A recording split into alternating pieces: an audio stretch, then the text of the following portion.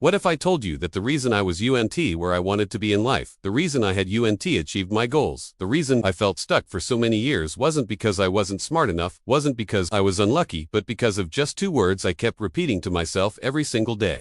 2 words that seemed harmless. 2 words that felt safe. 2 words that were quietly destroying my future. I'll start tomorrow. I'll do it later. Have you ever said that?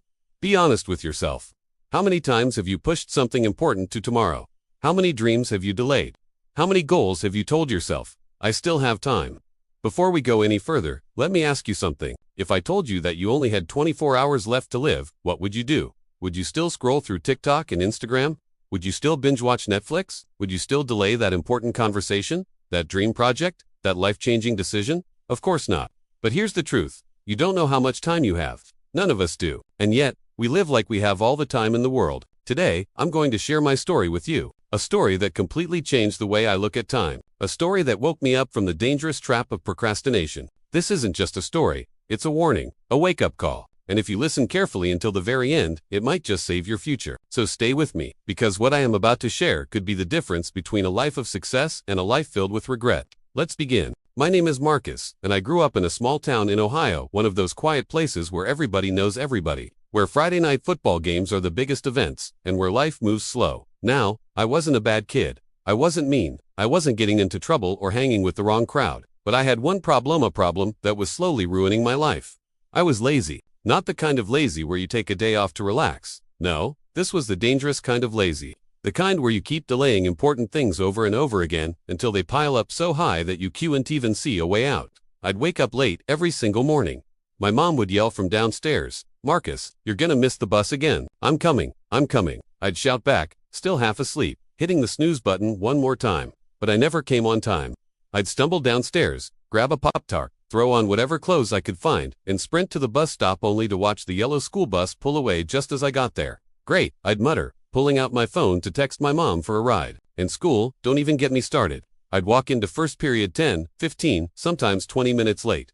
Mrs. Peterson, my English teacher, would give me that look, the disappointed, head-shaking, "Not again, Marcus" look. "Sorry, Mrs. P," I'd say with a sheepish grin, sliding into my seat. "Marcus, this is the 3rd time this week," she'd say, "you need to get it together." But I didn't get it together. Homework, I'd tell myself I'd do it after school. Then after school, I'd say I'd do it after dinner. Then after dinner, I'd be too tired, so I'd push it to the morning. And the next morning, I'd panic, rush through half of it, or just not turn it in at all. My classmates were moving ahead. They were turning in projects on time. They were getting good grades. They were getting into honor classes, earning scholarships, building their futures. And me, I was stuck, falling further and further behind. My friends tried to help. My buddy Jake would say, "Yo, Marcus, we got a study group tonight. You coming?" "Nah, man," I'd say, "I'll catch up on my own. I got a plan." But I never had a plan. I only had excuses. My dad sat me down one night after dinner. He looked me dead in the eye and said, "Son, you're wasting your life. Time doesn't wait for anybody. If you don't change now, you're gonna regret it later." But I just nodded, pretending to listen, thinking to myself, I'm only 17. I've got plenty of time. What's the big deal? My teachers warned me, "Marcus, if you keep going like this, you're not gonna graduate on time. You're gonna lose opportunities. Wake up before it's too late." But I didn't listen. I didn't care. I didn't think it was serious. I thought I had all the time in the world. And that's exactly where my mistake began. One Saturday afternoon, in the summer before my senior year, something unusual happened. I was hanging out at Riverside Park in town, just sitting on a bench, scrolling through my phone, watching random YouTube videos and Instagram reels. That's when I noticed an older man sitting a few benches down. He looked like he was in his 70s, gray beard, kind eyes, wearing a simple flannel shirt and jeans. He had a worn leather notebook in his hands and was writing something down. People kept walking up to him, shaking his hand, sitting down to talk. I could tell he was someone important, or at least someone people respected. Curiosity got the better of me. I walked over to one of the guys who'd just finished talking to him. "Yo, who's that old dude?" I asked. The guy looked at me like I'd been living under a rock. "That's Mr. Harrison. He's like a life coach or something. Used to be a big shot businessman in New York. Now he travels around the country helping people figure their lives out. He's only in town for the weekend." I looked back at the old man. He was alone now, just sitting peacefully, looking out at the river, and something inside me stirred. I thought, maybe if I talk to him, he can tell me some secret trick to become successful. Some shortcut. Some easy way to catch up with everyone else. So I walked over, my heart pounding a little. "Excuse me, sir," I said quietly. Mr. Harrison looked up with warm, gentle eyes. Yes, son, what can I do for you? I hesitated, then blurted out, I feel like a failure. I'm behind everyone, my friends, my classmates, everyone. They're all moving forward, and I'm stuck. I want to be successful. I want to be the best. Can you tell me what I should do? Mr. Harrison studied me for a moment, then smiled softly. Son, he said, you feel lost not because you lack talent or intelligence. You feel lost because you don't value time. I blinked, confused. Time, yes, he said. You keep putting things off. You waste precious moments doing things that don't matter. You live like you have forever, but the truth is you don't. He paused, letting the words sink in. Let me tell you a story, Mr. Harrison said, a story that might help you understand the true value of time. I sat down on the bench next to him, my full attention now locked on him, and he began. About 30 years ago, Mr. Harrison said, I knew a man named Richard Caldwell. Richard was a self-made billionaire, one of the richest men in New York City. He'd built his fortune from nothing, and he was known for being incredibly generous. One cold winter evening, Richard was walking through Central Park when he saw a man sitting on a bench, bundled up in an old coat, holding a cardboard sign that said, Anything helps. God bless. Richard stopped and looked closer. His heart sank. It was his old college roommate, Tom Bradley, someone he'd studied with at Columbia University, someone who used to be sharp, ambitious, full of dreams. Tom, Richard said, his voice filled with shock. Is that really you? Tom looked up, surprised. When he realized who it was, he quickly stood up, embarrassed. Richard, he said quietly, I didn't expect to see you. Richard gently placed a hand on his shoulder. What happened, man? You were one of the smartest guys in our class. How did you end up here? Tom sighed deeply, his breath visible in the cold air. I don't know, Rich, he said. I've had terrible luck. Every job I apply for, they reject me. People say I don't meet deadlines. They say I'm unreliable. I don't understand why life has been so unfair to me. Richard listened carefully. He could see that Tom was blaming everyone and everything, except himself, so Richard decided to give him one final chance, a chance to change his life forever. Listen, Richard said. I want to help you, so here's what I'm going to do. I own a private vault in Manhattan filled with cash, gold bars, rare coins, everything. Today is Friday. You have until 6 p.m. tonight to go to that vault and take as much as you can carry. Whatever you collect is yours to keep. Tom's eyes went wide with shock and joy. Are you serious? You mean it? Dead serious, Richard said. But you have to get there before 6 p.m. Once the clock hits 6, the vault locks automatically, and the offer is gone. Tom grabbed Richard's hands and thanked him over and over again. Then he sprinted toward the subway to get home and tell his wife. When Tom got home, Mr. Harrison continued. He was out of breath, his face flushed with excitement. Honey, he shouted, bursting through the door. His wife, Linda, came running out of the kitchen. What happened? Richard Caldwell, you remember him? My old college roommate. He just told me I can take as much money and gold as I want from his vault, as long as I get there before 6 p.m. Linda's face lit up. Oh my God, that's incredible. What are you waiting for? Go now. But Tom paused. Wait, he said, I'm starving. I haven't eaten all day. Let me grab something to eat first, then I'll head over. Linda hesitated. But, what if you run out of time? Don't worry, Tom said, waving his hand. It's only noon. I've got 6 whole hours. Plenty of time. So Linda quickly made him a sandwich and some coffee. Tom sat down at the kitchen table and ate.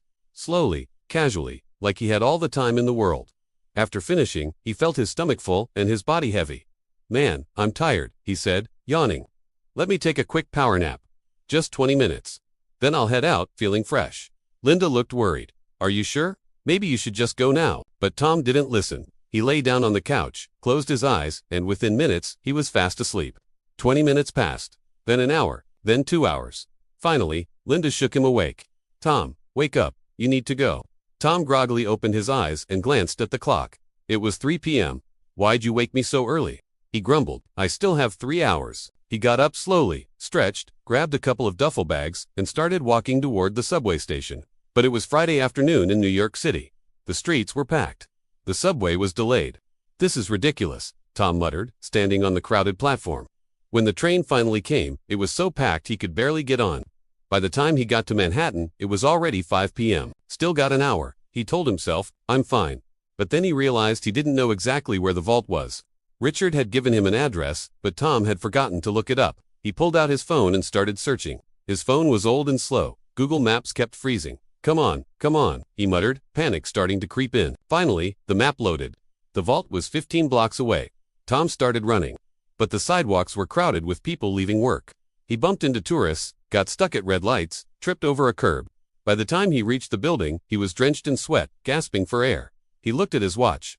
5:58 p.m. He sprinted to the elevator, pressed the button frantically. The elevator doors opened. He jumped in and hit the button for the 12th floor. The elevator moved painfully slow. Come on, come on, come on. Finally, it reached the 12th floor. The doors opened. Tom ran down the hallway, found the vault door, and grabbed the handle, but it wouldn't open. He pulled harder. Nothing. He looked at his watch. 6:01 p.m. The vault had locked. Tom fell to his knees. His heart shattered. He had lost everything. Not because Richard was cruel. Not because of bad luck.